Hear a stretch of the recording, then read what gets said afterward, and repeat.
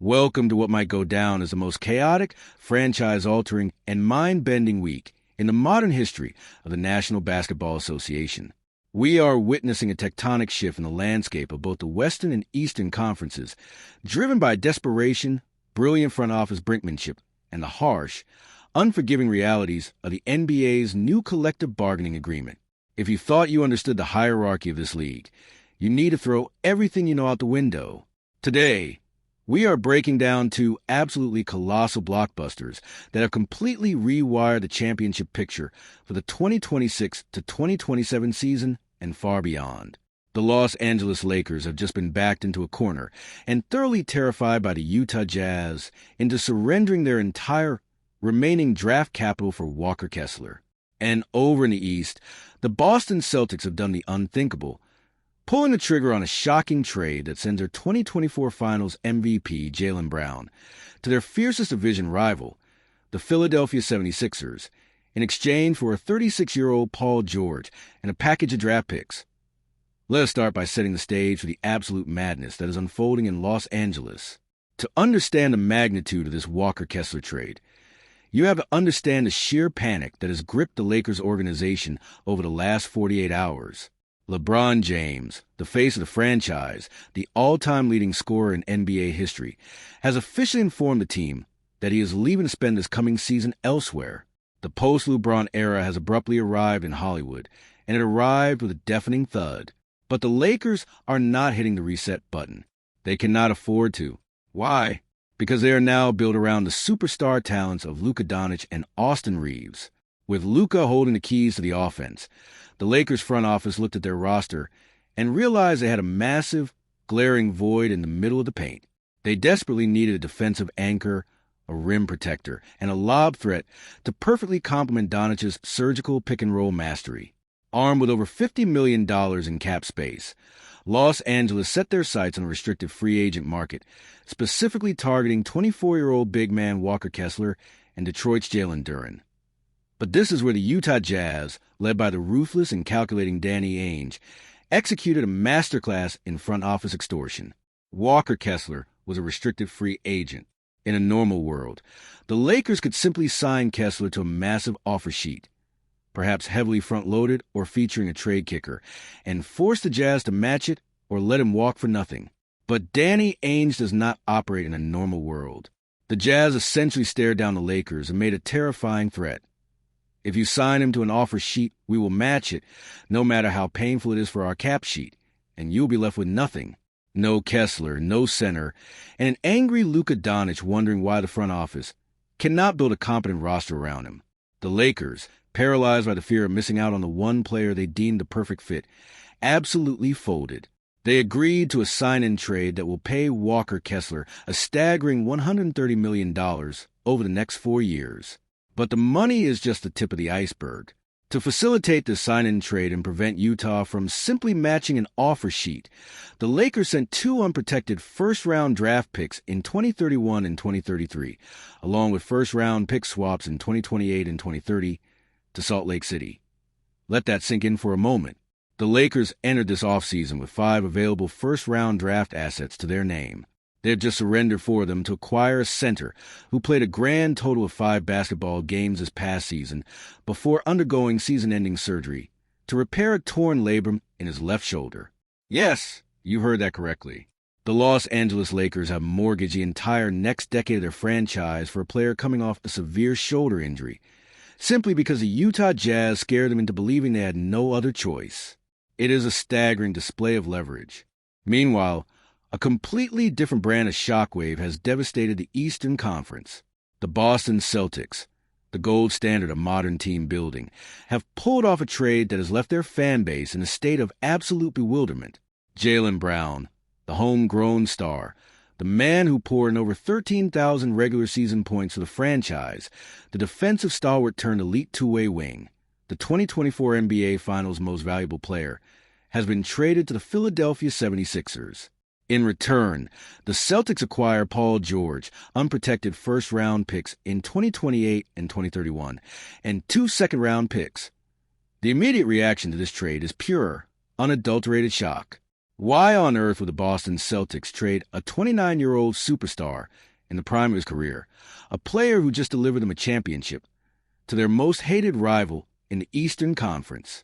The answer lies in a complex web of failed backup plans, suffocating salary cap aprons, and a gamble on future flexibility. Just days ago, the Celtics were heavily involved in the sweepstakes to acquire Giannis Antetokounmpo. When the Milwaukee Bucks ultimately pivoted and sent Giannis to the Miami Heat, the Celtics were left without their primary target.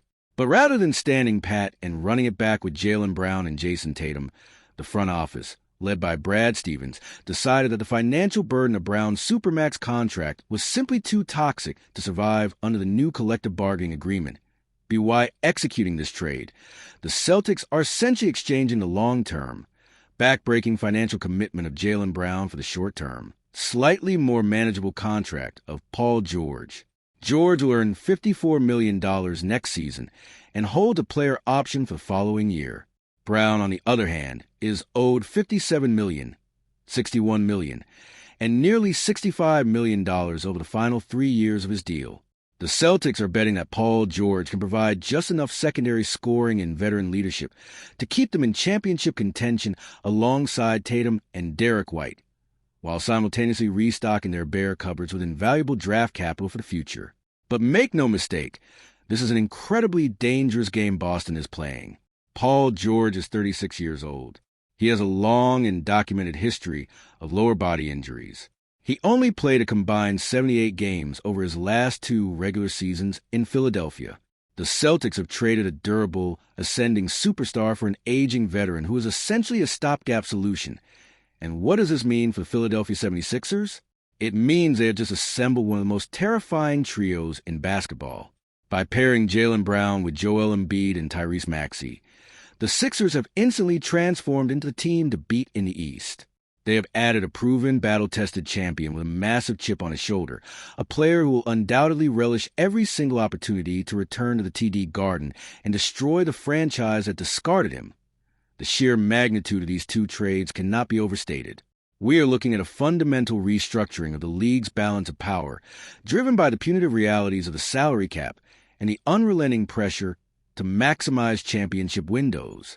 It is a lot to process, and it requires a surgical breakdown to truly understand the long-term ramifications of what just happened.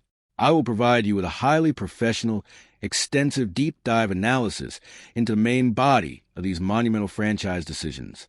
Let's transition right into the deep dive analysis, starting with the absolute masterclass of asset management executed by the Utah Jazz and the desperate, high-stakes gamble taken by the Los Angeles Lakers.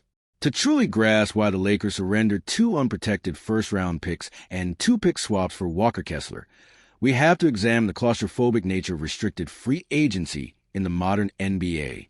The restricted free agency system is designed to give the drafting team the ultimate control over their young talent. If a player signs an offer sheet with another team, the incumbent team has the right of first refusal. For years, teams have utilized this system to retain their stars. But rarely do we see a team weaponize the threat of matching an offer sheet quite like Danny Ainge just did. The Lakers were backed into a corner of their own making. Following the departure of LeBron James, the franchise completely shifted its timeline to align with Luka Doncic. Doncic is a generational offensive talent, a heliocentric playmaker who demands the ball and dictates the pace of the game. But to maximize Doncic's brilliance, you need specific types of players around him. You need shooters to space the floor, which they have in Austin Reeves, and you absolutely must have a dominant rim-running center who can set bone-crushing screens, catch lobs in traffic, and anchor the defense on the other end of the floor. Walker Kessler fits that archetype perfectly. In his first 3 seasons in the league, Kessler averaged 9.4 points on an astounding 68% shooting from the field. Before his shoulder injury last season, he was averaging 14.4 points, 10.8 rebounds, and nearly 2 blocks a game on 70% shooting. He is an elite rim protector and a phenomenal offensive rebounder. For a Lakers team trying to optimize Luka Doncic, Kessler was a holy grail of available big men. But the Lakers knew that simply submitting an offer sheet was a fool's errand. The Utah Jazz had plenty of cap space. If the Lakers offered Kessler a 4-year, $130 million deal, the Jazz would have looked at it, smiled, and matched it within 30 seconds. The Jazz front office made it abundantly clear to Los Angeles. If you want this player, you have to compensate us heavily for not matching the contract. The Lakers, terrified of pivoting to secondary options like Jaylen Duren, decided that preserving their new championship window with Doncic was worth mortgaging the entire 2030s. This trade is a massive risk for Los Angeles. Because this was a sign-and-trade transaction, the Lakers are now hard-capped at the first tax apron for the entire 2026 to 2027 league year. They have severely restricted their ability to make roster adjustments on the margins, sign buyout players, or take back excess salary in future trades. Furthermore, Kessler's new contract reportedly includes a 15% trade kicker and a player option in the fourth year, making it incredibly difficult to move him if this experiment fails. And we cannot ignore the elephant in the room, the medicals. Kessler played exactly 5 games last season before a labrum tear in his left shoulder required season-ending surgery. The Lakers have just committed $130 million and their entire future draft capital to a player coming off major shoulder surgery. If Kessler returns to his pre-injury form, he is a perfect pick-and-roll partner for Luka Doncic and the defensive anchor the Lakers desperately need. If the shoulder injury lingers, or if he fails to develop beyond a traditional drop coverage center, the Lakers will have engineered one of the most disastrous trades in franchise history, handing Danny Ainge yet another chest of unprotected future assets. Now, let us turn our attention to the seismic shockwave in the Eastern Conference. The Boston Celtics trading Jaylen Brown to the Philadelphia 76ers for Paul George and draft picks. To call this trade shocking is an incredible understatement. Jaylen Brown is a cornerstone of the Boston Celtics identity. Drafted 3rd overall in 2016, fans watched him evolve from a raw, defensive-minded rookie who averaged 6.6 points a game into a polished, lethal scoring wing. He is a 5-time All-Star, a 2-time All-NBA second-team selection, and he was a driving force behind the Celtics' 2024 NBA championship, rightfully earning Finals MVP honors. He sits 10th on the Celtics' all-time regular season scoring list with 13,474 points. You do not trade players with that kind of resume in the prime of their career. You build statues of them that, S.O., why did Brad Stevens pull the trigger? The harsh reality is that the new collective bargaining agreement was specifically designed to break up teams exactly like the Boston Celtics. The second apron penalties are draconian, freezing draft picks, stripping away mid-level exceptions, and making it financially ruinous for ownership groups to maintain multiple supermax contracts on the same roster. The Celtics looked at their payroll, saw Jason Tatum's massive deal, saw the impending raises of their role players, and looked at the remaining 3 years and roughly $180 million owed to Jaylen Brown, and decided the math no longer worked. The front office was willing to absorb that financial pain if it meant acquiring a player like Giannis Antetokounmpo. When the Milwaukee Bucks were exploring trades for Giannis, Boston was ready to package Brown as the centerpiece of a blockbuster deal. That trade would have been justifiable. You are trading a top 15 player for a top 3 player. But when Giannis was rerouted to the Miami Heat, the Celtics were left scrambling. They had mentally and financially prepared to move off Brown's contract, and once that decision was made internally, they felt compelled to execute a move, even if the return was underwhelming. And the return is highly controversial. Paul George is a spectacular basketball player when healthy, but the phrase "when healthy" does a monumental amount of heavy lifting in that sentence. At 36 years old, George is entering the twilight of his career. While he has averaged a respectable 16.7 points per game during his tenure with the Sixers, his availability has been abysmal. Playing only 78 games over 2 seasons is a massive red flag for a Boston team that relies heavily on the durability of its top-end talent. Furthermore, from a pure basketball standpoint, George cannot replicate the relentless rim pressure, transition scoring, and physical perimeter defense that Jaylen Brown provided. George is a smoother shooter, hitting 37.5% from beyond the arc compared to Brown's 34.7% last season, but he does not possess the same overwhelming athletic force. Financially, the Celtics are not saving money in the immediate future. Paul George possesses a trade kicker that elevates his salary to the same 35% max slot that Brown occupied. The only relief comes on the back end of the contract. George will almost certainly opt into his $56 million player option for the 2027 to 2028 season, meaning the Celtics will be free of this financial commitment 1 year sooner than they would have been with Brown. Furthermore, securing unprotected first-round picks in 2028 and 2031 from Philadelphia gives Boston the crucial draft capital they need to either draft cheap, cost-controlled talent, or package those picks in a future trade to retool around Jason Tatum. Boston is taking a massive step backward in talent today to guarantee their financial survival and roster flexibility tomorrow. But the most fascinating element of this trade is not what Boston lost, but what the Philadelphia 76ers gained. Daryl Morey and the Sixers front office have pulled off a miraculous coup. They have successfully traded an aging, injury-prone veteran on an expiring contract, along with far-off draft picks, for a 29-year-old superstar in his absolute prime. By adding Jaylen Brown to a core that already features former MVP Joel Embiid and rising superstar Tyrese Maxey, the Sixers have constructed a roster that perfectly balances inside dominance with elite perimeter creation. The fit is undeniable. Brown does not need to be the primary offensive engine in Philadelphia. Embiid will continue to command double teams in the post and at the elbow, while Maxey's blistering speed will collapse defenses in transition and pick-and-roll situations. Brown will thrive attacking tilted defenses, attacking closeouts, and utilizing his lethal mid-range pull-up game when the offense bogs down. Defensively, Brown provides a lockdown point-of-attack defense that the Sixers have desperately needed on the wing, allowing Embiid to comfortably anchor the paint. Beyond the XS and OS, there is the psychological component. The Boston Celtics and the Philadelphia 76ers are blood rivals. They have a bitter, deeply ingrained hatred for one another that spans decades. The Celtics have routinely eliminated the Sixers in the playoffs, crushing the hopes of the trust the process era year after year. Now, the Sixers have acquired the very player who helped orchestrate those defeats. Jaylen Brown is fiercely competitive.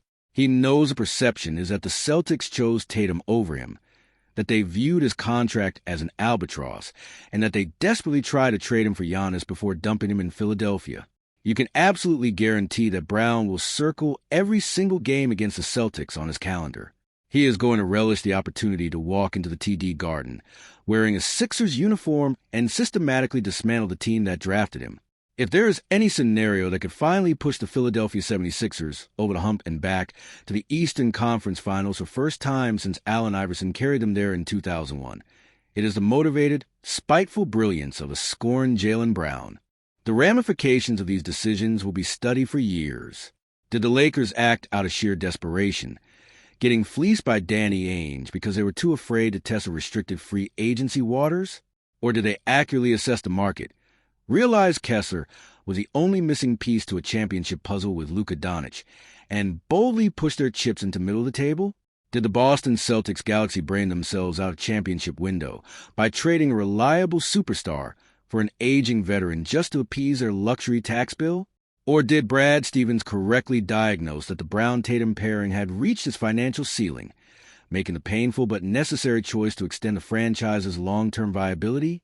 Ultimately, we are witnessing the profound impact of the NBA's new financial rules. The second apron is not just a luxury tax penalty.